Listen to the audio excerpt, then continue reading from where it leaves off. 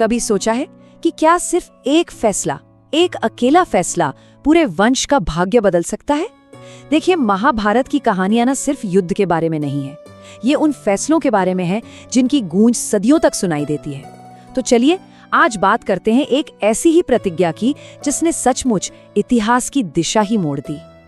और ये कोई मामूली फैसला नहीं था, ये एक बलिदान था। एक ऐसा बलिदान जिसका असर बहुत बहुत दूर तक गया।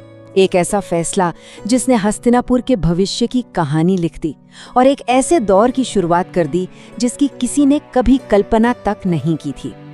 तो कहानी की शुरुआत होती है हस्तिनापुर से। राजा थे शांतनु और उनके पुत्र देवव्रत। देवव्रत सिर्फ एक राजकुमार नहीं थे, वो तो धर्म और वीरता की जीती जागती मिसाल थे। और राजा शांतनु, वो अपने इस लायक बेटे, अपने आदर्श उत्तराधिकारी से बेइंतहा प्यार करते थे।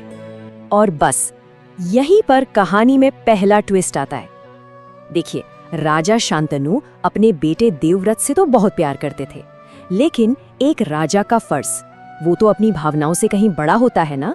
राज्य का भविष्य एक सुरक्षित वंश पर टिका था और यही चिंता थी जो उन्हें अंदर ही अंदर खाए जा रही थी। और फिर एक दिन गंगा के किनारे राजा शांतनु की नजर पड़ी सत्यवती पर। वो एक मछुआरे की बेटी जरूर थी, पर उनमें कुछ तो खास बात थी। उनकी खूबसूरती, उनकी समझदारी, बस राजा का दिल उन पर आ गया। पहली ही नजर में उन्हें सत्यवती से प्रेम हो गया। लेकिन राजा का ये नया प्यार, यही कहानी के सबसे बड़े टकराव की वजह बना। सत्यवती से शादी करने की इस चाहत की एक बहुत बहुत बड़ी कीमत चुकानी पड़ी। सत्यवती के पिता ने राजा के सामने एक ऐसी शर्त रख दी जिसने सब कुछ बदल कर रख दिया। मांग बिल्कुल साफ और सख्त थी। ये सीधे सीधे राजकुमार देवव्रत के जन्मसिद्ध हक पर हमला था। सोचिए, इस एक शर्त ने पूरे राज्य का भविष्य दांव पर लगा दिया। राजा शांतनु का तो जैसे दिल ही टूट गया। वो प्यार और फर्ज के बीच बुरी तरह फंस गए थे।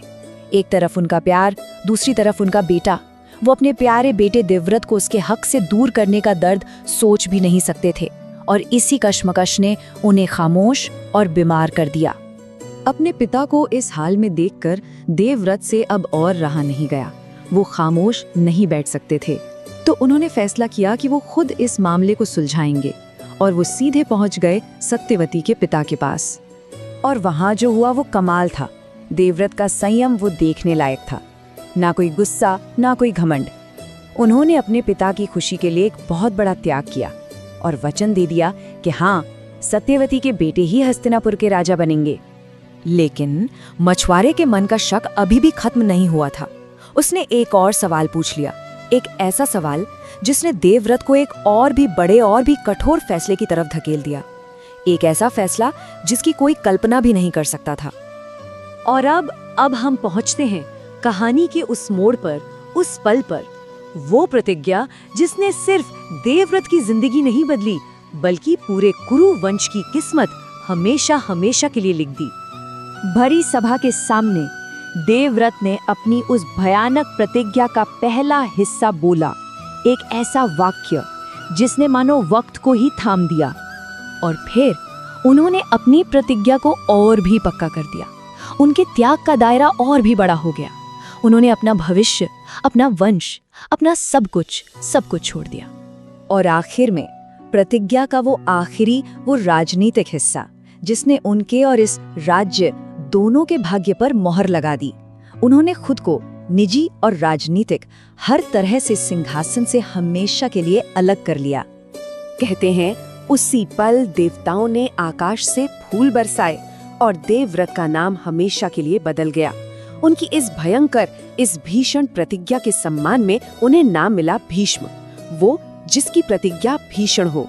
उस दिन देवव्रत मर चुके थे और भीष्म का जन्म हुआ था।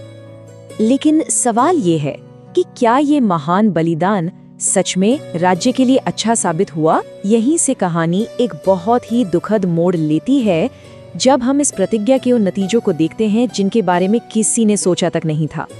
भीष्म के इस बलिदान को देखकर राजा शांतनु इतनी भावुक हुए कि उन्होंने भीष्म को एक खास वरदान दे दिया, इच्छा मृत्यु का वरदान। ये एक पिता का अपने बेटे के त्याग के लिए शुक्रिया कहने का तरीका था। लेकिन सोचने वाली बात यह है कि क्या ये सच में एक तोहफा था या फिर एक छुपे हुए श्राप की शुरुआत? ये सवाल हमें सोचने पर मजबूर करता है कि इस वरदान का असली मतलब क्या था। और जानते हैं, यही इस कहानी की सबसे बड़ी विडंबना है। भीष्म को मिला वरदान ही उनकी सबसे बड़ी सजा बन गया। उन्हें जिंदा रहकर वो सब कुछ देखना पड़ा, उस पूरे पतन को देखना पड़ा जिसे रोकने के लिए उन्होंने ये सब किया था, पर अनजाने में उसी की नींव रख दी थी। वो सब कुछ देखते रहे, अपनी प्रतिज्ञा में बंधे हुए, बिल्कुल बेबस। तो भीष्म की प्रतिज्ञा उनके जीवन का सबसे गहरा और शायद सबसे दर्दनाक फैसला साबित हुई। अगली कड़ी में हम इसी के परिणामों पर बात करेंगे, जानेंगे कि कैसे महारानी सत्यवती के बेटे विचित्रवीर्य और चित्रांगद की कहानी आगे बढ़ी, कैसे हस्तिनापुर में अधर्म का राज शुरू हुआ और कैसे भीष्म अपनी ही प्रतिज्ञा से बंधे ये सब खामोशी से देखते रहे। ये कहानी सिर्फ इतिहास का एक पन्ना नहीं है, ये एक चेतावनी भी है।